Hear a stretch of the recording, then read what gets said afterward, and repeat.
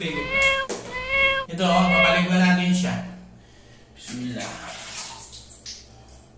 Pinaliguan natin yung mga pusa, yung kambal, para kahit nahawakan natin sila ay malinis naman.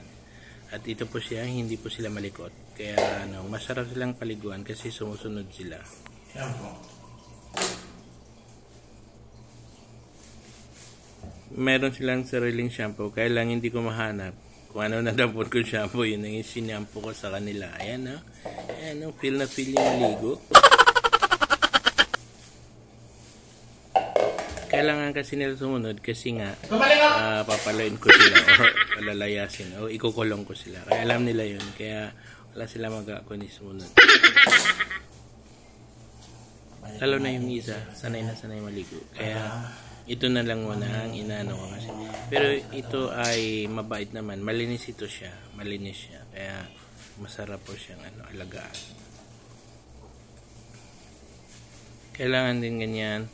Ihimas-himasin at saka kuskusin yung mga balahibo niya para maalis yung mga alikabok na napunta sa kanya. At saka pag tumatay siya sa dust ay maalis yung mga naihanda. Tapos, kung malikot.